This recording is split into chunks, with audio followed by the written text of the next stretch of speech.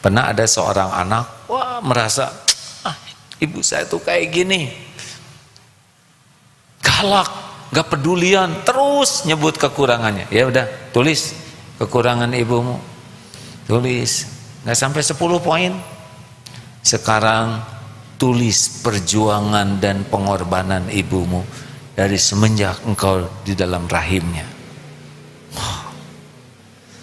Bersimbah air mata, ya. Yang terjadi adalah bukannya marah lagi ke ibunya, minta ampun, minta maaf. Tidak ada yang lebih pahit dari berharapnya hati kepada Allah. Allahumma aftah lana hikmataka ya Allah.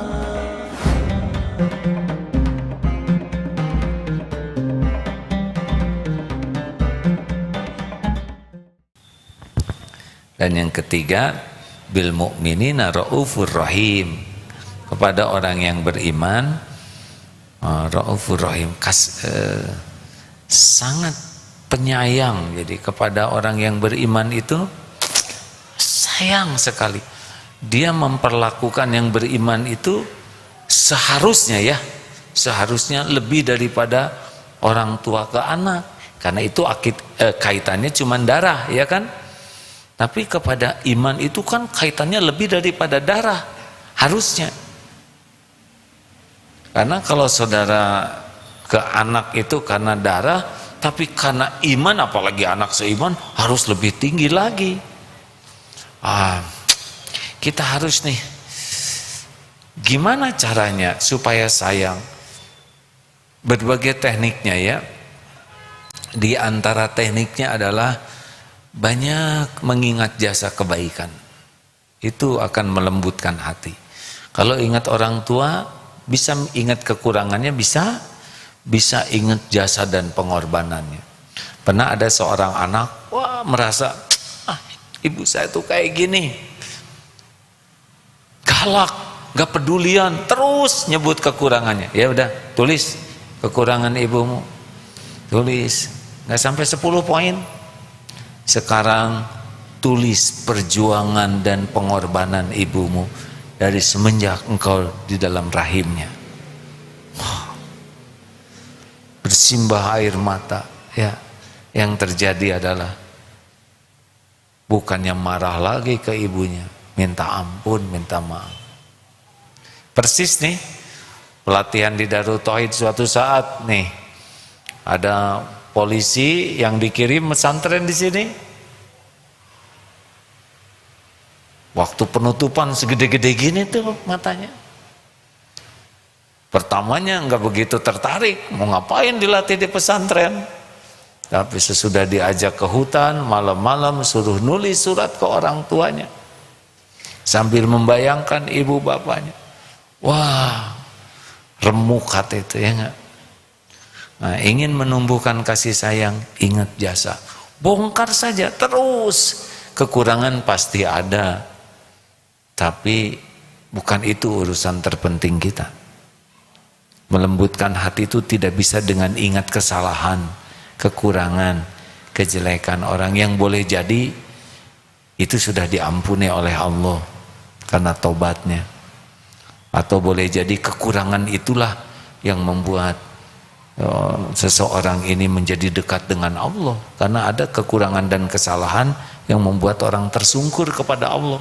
Kita sebel lihat kekurangannya, padahal kekurangan itulah yang membuat orang itu dekat dengan Allah karena taubat. Kita tahu aib seseorang, padahal aib dia itulah yang membuat dia taubat dan dicintai Allah. Innallaha yuhibbut tawwabin wa yuhibbul mutatahhirin. Sesungguhnya Allah sangat mencintai orang yang taubat dan mensucikan diri. Makanya ingat kebaikan, ingat jasa. Oh, itu bisa melembutkan hati. Apalagi kirim doa, doa diam-diam, doa yang rahasia, dan doanya tuh doa yang baik. Rasakan hadirin, walaupun orang itu ada kekurangan, kesalahan ke kita, tapi kalau sudah ke iman, itu saudara kita tuh. Innamal mu'minuna ikhwah. Gak ada gunanya kita benci ke saudara kita, benar? Apa untungnya? Apalagi, tapi dia kelakuannya gini ke saya. Kita juga busuk ini kan. Mau setiap kejelekan kita terus orang ngedoakan jelek ke kita. Padahal kita juga gudangnya kejelekan. Dan boleh jadi kita anggap dia berbuat jelek ke kita, padahal kejelekan kita ke orang lebih banyak lagi. Doakan yang tulus, walaupun menyakiti kita, nggak ada ruginya. Kita doa yang baik supaya diberkahi keluarganya, usianya, ilmunya, dan tidak usah dikasih tahu kepada yang didoakan, karena doa rahasia ini yang mustajab dan Allah mengaminkan. Doa baik. Kemudian apalagi selain mengingat jasa baiknya, kalau kekurangannya udah maafkanlah, lupa. Ada sebuah tayangan menarik, ada seorang bapak-bapak yang diperlakukan gak baik oleh seorang ibu-ibu, tapi besoknya lihat gak mengepul, asapnya itu didatengin lagi, tetap baik. Aduh maaf ya, kata si ibu itu, kemarin saya perkataannya jelek. Oh, saya sudah lupa, gitu. Karena bapak ini punya penyakit kanker yang memang tidak lama lagi akan berakhir. Jadi pikirannya cuma satu saja, kebaikan, kebaikan, kebaikan, kebaikan. Bahkan ketika dia dibayar kebaikannya, saya berbuat baik bukan untuk bayaran. Nah begitulah orang yang tidak riweh dengan kejelekan orang. Mau apa juga kita sakit hati dan capek-capek benci ke orang, ya kan? Halo? Kita nyakitin diri sendiri, mending maafkan sebagaimana kita pun ingin dimaafkan. Lalu apalagi yang menambah kasih sayang? Hadiah, hadirin. Tapi sing ikhlas ya.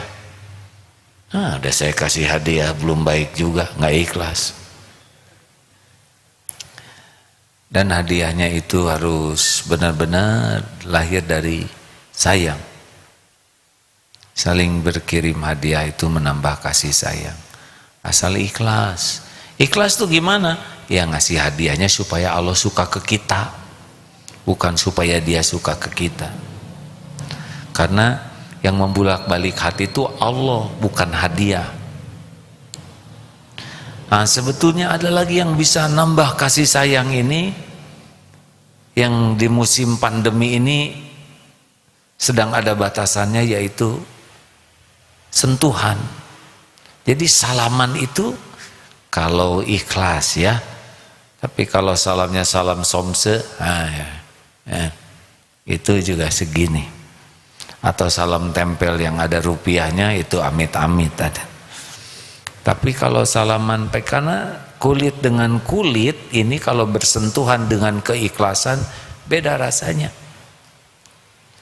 Nah musafahah juga sebetulnya selain salaman itu kalau pakai hati itu, waduh itu sangat menumbuhkan kasih sayang.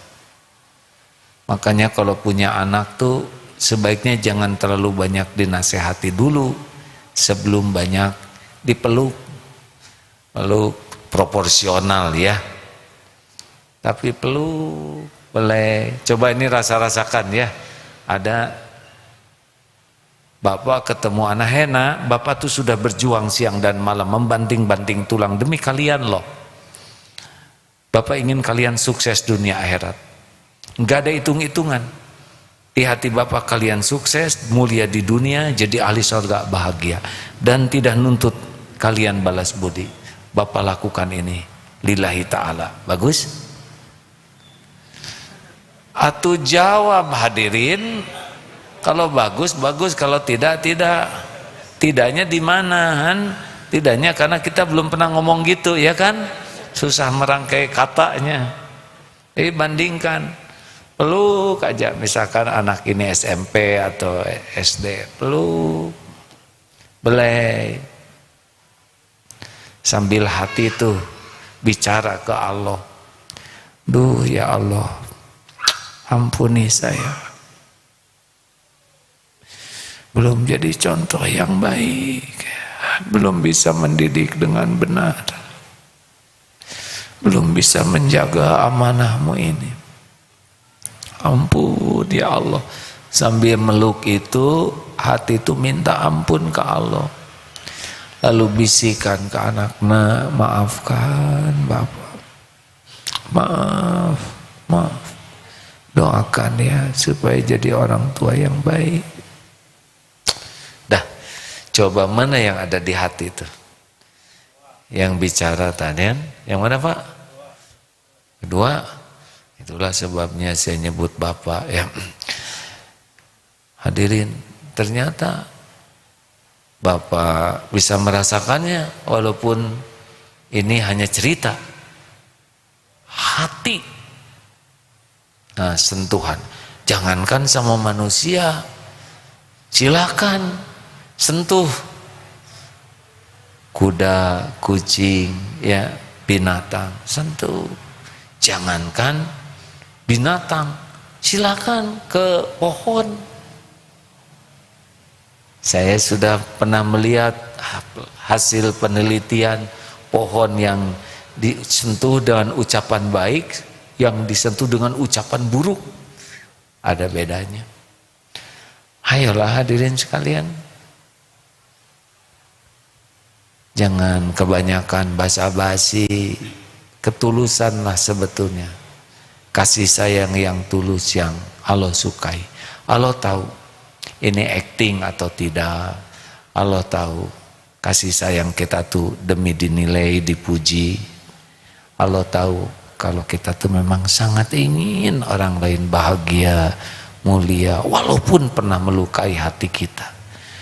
Memancar kebaikan. Oh, Allah tahu itu. Nah, hadiahnya yang paling penting bukan kita disayang orang. Hadiah terpenting dari penyayang, irhamu man fil ard yarhamkum man fis sama. Allah sayang ke kita.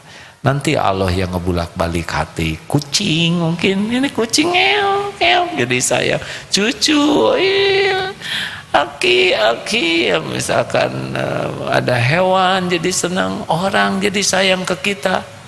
Itu Allah yang menggerakkan. Jadi kita menyayangi bukan untuk disayang makhluk, tapi kita menyayangi supaya Allah sayang ke kita. Nanti hadiahnya Allah yang menggerakkan makhluk. Kalau kita sayang supaya disayang dia, kurang ikhlas. Giliran dia tidak sayang, berhenti itu kebaikan kita. Karena memang kita berbuat hanya imbalan makhluk. Tapi kalau kita benar-benar lillahi ta'ala, walaupun dia belum sayang, nggak berhenti sayang kita. Karena kita menyayangi makhluk bukan imbalan dari makhluk, tapi irhamu man fil ard yarhamkum man fis sama. Ya, supaya Allah sayang ke kita. Kalau Allah sayang ke kita, sudah kita dapat segala yang terbaik. Terima kasih hadirin sekalian.